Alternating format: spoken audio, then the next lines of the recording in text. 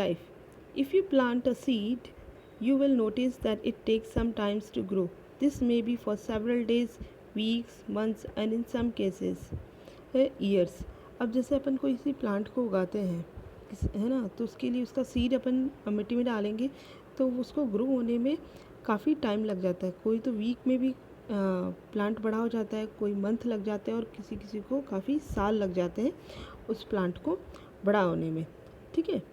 तो when people begin growing plants, it means that they had to stay in the same place for a long time, looking after the plants, watering, weeding, driving away animals and birds till the grain ripened, and then the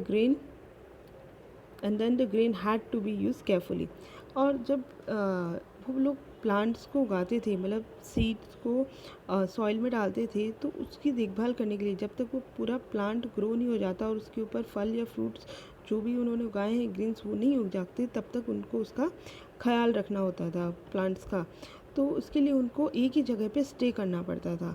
तो जब तक वो उसको ना ख्याल रखने के लिए उसका पानी उसको देना पड़ता था टाइम टू टाइम, और उसको है ना जंगली जानवरों से बचाना पड़ता था. और जब वो तैयार हो जाए प्लांट तो उनकी कटाई भी करनी पड़ती थी, और जब वो ग्रेन्स आ जाएं उसमें से काट के निकाल लें तो उनको प्रिजर्व भी करना था, उनको संभाल के भी रखना था कि वो कैसे उन सीड्स को अच्छे से रख सकें ताकि आगे भी उनको उससे वो और प्लांट्स उगा सकें. तो मीन्स उनको एक ही जगह पे स्टे करके ही ये सारे काम पॉसिबल हो सकते थे, ताकि वो एक अच्छा ग्रेन जो है, अच्छा सीड जो है उस प्लांट का वो मिल सके, जिससे कि आगे और वो अच्छे उसी किस्म के प्लांट और ट्रीज़ उगा सकें. ठीक है. As grain had to be stored for both food and seed. और जो ग्रेन होते थे, जो अनाज होते थे, वो दोनों तरह से काम आते थे. एक तो उनको खाने के लिए भी और दूसरा उनको स्टोर करने के लिए भी, ताकि वो आगे और उनसे कुछ ग्रेन्स जो हैं वो उगा सकें. People had to think of a way of storing it in a many ways as they began making large clay pots or wool baskets or duck pits into the ground. और फिर उन्होंने उनको store करने के लिए अलग अलग तरीके अपनाए, जैसे कि उन्होंने लार्ज बास्केट्स बनानी शुरू कर दी थी. जैसे वो जो है ना पत्तियों से या कुछ बांस से, और इस तरह से उन्होंने बास्केट है और क्ले के पॉट्स बनाने शुरू कर दिए थे. ज़मीन में गड्ढा खोद के उसके अंदर वो एक होल बना के और उसको ना उसके अंदर भी अनाज रखते थे. तो इस तरह से उन्होंने कई अलग अलग मेथड्स जो है अडॉप्ट किए for preserving the food grains. ठीक है. Storing animals multiply naturally. Animals जो थे वो अपने आप मतलब उनके वंश जो है आगे से आगे बढ़ते रहते थे. Beside if they are looked after carefully they provide milk which is an important source of food and meat whenever required. In other words animals that are reared can be use as a store of food. अब जो animals जो थे वो लोग जो team animals जो पालतू जानवर थे उनको वो अच्छे से ख्याल रखते थे, उनका देखभाल करते थे ताकि वो उनको मिल्क प्रोवाइड कर सके और as a source of a food, मतलब मीट के फॉर्म में भी वो उसको यूज़ करते सकते थे. तो मीन्स उनको वो एनिमल्स को टीम एनिमल्स को वो एज अ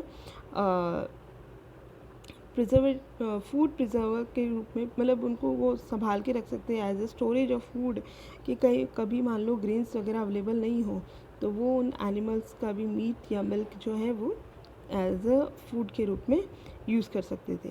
ठीक है. Finding out about the first farmer and the herders. अब फर्स्ट फार्मर्स और हर्डर्स कौन थे. ठीक है. You will notice a number of A blue squares. Page number 14 पे आप लोगों ने मैप 2, जो आपके पेज नंबर 14 पे एक मैप दे रखा है, वहाँ पे कुछ ब्लू कलर का मार्क कर रखा है स्क्वायर सा. ठीक है. वहाँ पे देखना है कि वहाँ पे फार्मर्स और हर्डर्स के काफ़ी सारे एविडेंस मिले थे आर्कियोलॉजिस्ट को, जिससे कि पता चलता था कि पहले के ज़माने के जो लोग थे वो हंटिंग करते थे, फार्मिंग करते थे और फूड को स्टोर करने के लिए टेम एनिमल्स को पालते थे. ठीक है. Each marks a site from where the archaeologists have found the evidence of the early farmers and the herders. They are found all over the subcontinent. Some of the most important ones were in northwest in the present day Kashmir and in east and south India. तो मतलब यहाँ पे उनको ये सब जगह पे कश्मीर में, ईस्ट साउथ इंडिया में यहाँ पे इनको ये सब जगह पे ये मिल गए थे इनके एविडेंस, जिनके कि जो फार्मर्स थे, हर्डर्स थे, उनके एविडेंस इनको मिल गए थे, जिससे कि पता चल सका आर्कियोलॉजिस्ट को कि यहाँ पे जो लोग रहते थे वो फार्मर्स थे, उन्होंने पालतू जानवरों को पालना शुरू कर दिया था और वहाँ पे इनके पास में उनकी बोन्स हैं, उनके कुछ स्कल हैं पालतू जानवरों के, ठीक है, उन सब के एविडेंस जो है वो मिल गए थे, ठीक है। To find out whether these sites were the settlements of farmers and herders, scientists study evidence and of plants and animal bones, ठीक है। तो आर्कियोलॉजिस्ट ने, साइंटिस्ट ने उन बोन्स को लिया और उनको एग्जामिन करना शुरू कर दिया था कि वो किस एनिमल्स के और किस प्लांट्स के वो एविडेंस हैं, ठीक है। One of the most exciting find includes the remains of the burnt grain. These may be burned accidentally or in a purpose. Scientists can identify these grains and so we know that a number of crops were grown in different parts of the subcontinent and they can also be identify the bones of different animals. तो इस तरह से scientist ने कुछ काफ़ी interesting facts भी निकाले, invent देखे वहाँ पे उनके एविडेंस से मिले कि उन्होंने जो ग्रेन्स हैं, कुछ मीट बोन्स जो हैं वो ज़मीन के अंदर दब गए थे या गलती से उनसे जल गए थे, तो ऐसे कुछ एविडेंस जो थे वो आर्कियोलॉजिस्ट को मिले और उनको एग्ज़ामिन किया था साइंटिस्ट ने कि उस टाइम पे आग जो थी, क्योंकि राख मिली है तो मीन्स आग होगी तभी राख मिली है, तो एशेस जो थे उनके एविडेंस मिले, उनके बोन्स के एविडेंस मिले, क्रॉप्स के, ग्रेन्स के एविडेंस मिले। तो इस तरह से साइंटिस्ट ने काफ़ी सारे एविडेंस जो है वो कलेक्ट किए about the life and the living standard of the earlier period people, ठीक है। अब यहाँ पे कुछ टेबल दे रखी है आपको, table below see where evidence of grains and bones of domesticating animals has been found. अब यहाँ पे आपको यहाँ पे आपको एक एविडेंस दे रखा है,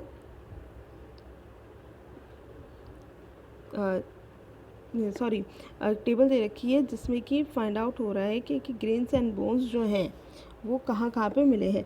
like wheat, barley, sheep, goat and cattles जो है महरगढ़ में, जो प्रेजेंट डे है पाकिस्तान में, वहाँ पे मिला है राइस, फ्रेगमेंट्री एनिमल बोन्स, जो एनिमल्स बोन्स जो मिले, राइस जो मिले वो कोल्डिहवा जो उत्तर प्रदेश में है वहाँ पे मिला rice, kettles, hoof marks on clay surface. Hoof marks होते हैं मतलब जो क्ले सरफेस होती है ना उसके ऊपर कुछ नक्काशी वगैरह ऐसा कुछ काम किया हुआ, ठीक है।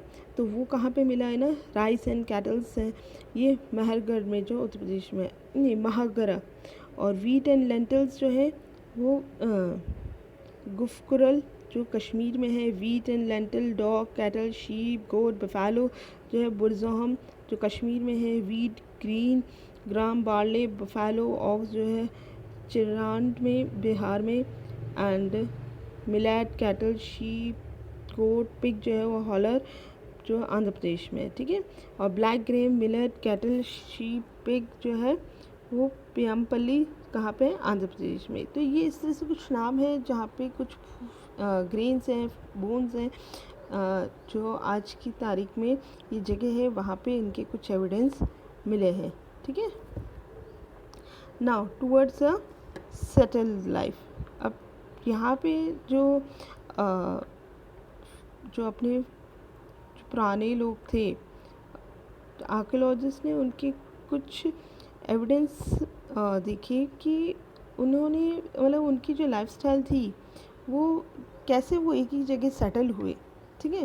तो मतलब किस तरह से उन्होंने अपनी लाइफ जो है वो सेटल लाइफ कैसे की, कैसे वो किसी घर में रहते थे और क्या उनका लाइफस्टाइल था, वो रहने का तरीका क्या था, वो यहाँ पे देखते हैं। Archaeologists have found traces of huts and houses of some sites. यहाँ पे आर्कियोलॉजिस्ट ने कुछ एविडेंस देखे, कुछ उन्होंने सबूत मिले हट्स एंड हाउसेस के, ठीक है। तो मतलब वो छोटे छोटे हट्स हैं, उन्होंने पिट हाउस बनाए। पिट हाउस मतलब जहाँ पे वो घास फूस से जो हाउस बनाते हैं ना उसको बोलते हैं पिट हाउस, ठीक है। तो पिट हाउस जो है वहाँ पे उनके कुछ एविडेंस मिले कुछ सिटीज़ में, ठीक है। For example Burzamo. In present-day Kashmir, people built a pet house which were dug into the ground and with steps leading into them, and these may have provided shelter in a cold weather. Archaeologists have also found the cooking hearths both inside and outside the huts, which suggests that depending on the weather, people could cook food either indoor or outdoor. अब यहाँ पे इन्होंने archaeologist ने ज़मीन के अंदर जो होती है वहाँ पे कुछ पिट हाउस जो मतलब सुरंग या गुफा के अंदर जो बनाया जाता है ना, लाइक जहाँ पे लोगों को गर्मी लगी क्योंकि कश्मीर एक ठंडी जगह है, वहाँ पे लोगों को थोड़ी गर्मी मिल सके तो ज़मीन के अंदर उन्होंने खोद के कुछ सुरंग टाइप में वहाँ पे घर बनाया रहने के लिए. तो उसके अंदर वो लोग खाना अंदर भी बना सकते थे और बाहर भी बना सकते थे. ठीक है, तो डिपेंड ऑन द वेदर कि अगर ज़्यादा ठंडा है तो वो अंदर ही बना लेते और ज़्यादा गर्मी है या बारिश होती थी अंदर बनाते थे और ज़्यादा गर्मी होती थी तो वो बाहर बना देते. ठीक है, stone tools have been found from the many sites as well. Many of these are different from the earlier Paleolithic tools, and that is why they are called the Neolithic.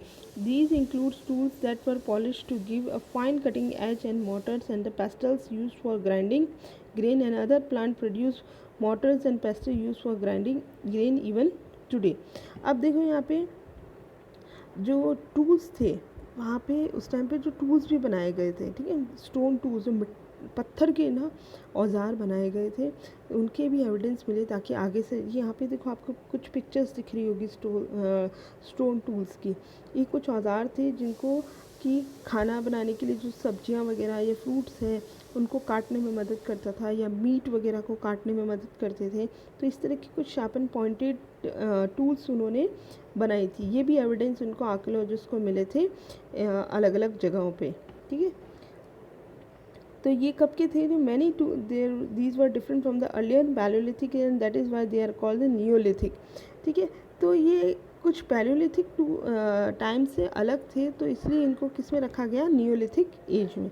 These includes tool that were polish to give a fine cutting edge, और इनको इतना अच्छे से polish करके इतना fine वे से बनाया कि जो कटिंग एज थी वो बहुत ही शार्पन थी. And Motors and the pastels used for grinding grains and the other plant produce. अब इस तरह से पेस्टल्स जो होते थे मोटर्स एंड पेस्टल्स जो होते हैं वो जैसे पत्थर होता है ना, उसको जैसे आप लोगों ने घर में देखा होगा सिला लोड़ी होती है जिसमें दो पत्थरों को बीच में अपन कुछ सामान रखते हैं, तो मम्मी वगैरह को देखा होगा अपने घर पे, तो वो उसको पीस देते हैं, लाइक चटनी वगैरह बनाते हैं, है ना. तो ये एक पुराना ही मेथड है, एंशिएंट मेथड है जिसमें कि खाना बनता था, खाना को ग्राइंड किया जाता था. ठीक है, तो आज भी अपन प्रैक्टिस करते हैं तो उनकी जो एजेस होती थी वो शार्पन होती थी ताकि उसको वो छोटे छोटे पीसेस में कर सके, और उन दो पत्थर्स के बीच में उस फूड को रखा जाता था ताकि उसको चॉप्ड किया जा सकता है या छोटे छोटा चंक्स में उसको कर सकते थे. ठीक है, तो several thousand years ago, at the same time, tools of the Paleolithic types continued to be made and used, and remember some tools were also made of bone. और कुछ ऐसे टूल्स थे जो बोन से भी बने हुए थे, मतलब कुछ पत्थर से बनाए गए थे और कुछ जो थे वो बोन से बने हुए थे. ठीक है, तो यहाँ पे आपको कुछ ऐसे औजार दिख रहे होंगे, टूल्स दिख रहे होंगे जिसके की वजह से अपन को जो कटिंग्स में और फूड प्रोसेसिंग में, फूड बनाने में, खाना बनाने में जो पुराने लोग जो थे उनको मदद मिलती थी. ठीक है, many kinds of earlier pots have also been found and they were sometimes decorated and were used for storing things. अब जैसे इन्होंने फूड स्टोरेज, जैसे फूड तो बना लिया, अब उसको स्टोर भी करना होता था तो वो क्या करते थे, उसको स्टोर करने के लिए कुछ अच्छे से डेकोरेटिव पॉट्स भी बनाए. उन्होंने मिट्टी के पॉट्स बनाए, क्ले के, मिट्टी के, और फिर उसको अच्छे से डेकोरेट भी किया. People began using pots for cooking food. मतलब जो लोग थे वो पॉट्स को यूज़ करते थे for the purpose of cooking food, मतलब खाना बनाने के लिए भी. अब जैसे जो राइस वगैरह होता था वो तो पॉट में ही बनता था, ऐसे खुले में नहीं बनता था. ठीक है, तो इसलिए उन्होंने पॉट्स को यूज़ करना शुरू कर दिया खाना बनाने के लिए. Specially grains like wheat and lentils that now became an important part of the diet. और उन्होंने जैसे जैसे उन्होंने फूड बनाने के लिए कुछ एक पॉट यूज़ करना शुरू कर दिया तो उनके खाने में भी वैरायटी आने लगी और उन्होंने ग्रेन्स है, वीट है, राइस है, इन सबको यूज़ करना शुरू कर दिया अपने खाने में, ठीक है। क्योंकि पहले तो वो सिर्फ मीट खाते थे या कुछ पेड़ पत्तियाँ वगैरह कुछ खा लेते थे जो रॉ मटेरियल या सिर्फ रोस्टेड करके डायरेक्ट, पर अब उनके पास भी कुछ पॉट वगैरह हो गया जिसके अंदर वो खाना पका के खा सकते थे। Beside, they began weaving clothes using different kinds of materials. For example, cotton they would now to be grown. अब उन्होंने धीरे धीरे कपड़ा बुनना भी शुरू कर दिया था क्योंकि अब वो कॉटन जो था उनको भी उन्होंने उगाना अपनी एग्रीकल्चर का एक पार्ट बना लिया था। मतलब उन्होंने अब कॉटन की भी खेती बाड़ी शुरू कर दी थी। Did things change everywhere and all the once? No, quiet in many areas like men women still continue to hunt and gather food and elsewhere people adopt farming and herding slowly। और धीरे धीरे फिर वहाँ की लोगों की lifestyle जो है वो चेंज होने लग गई और उन्होंने फूड जो है उनको गैदर करना शुरू कर दिया था, फार्मिंग करनी शुरू कर दी थी, जानवरों को पालना शुरू कर दिया था, है ना। तो धीरे धीरे उनकी लाइफस्टाइल जो है टोटली चेंज होने लगी और एक सेटल्ड लाइफ होने लगी एक थी। Beside in some cases people try to combine these activities doing different things during different season. और अलग अलग सीज़न में ये अलग अलग ये काम करते थे क्योंकि हर सीज़न की अलग क्रॉप होता था, अलग ग्रेन्स होते थे, तो अलग अलग सीज़न में वो अलग अलग क्रॉप्स और ग्रेन्स को ग्रो करते थे।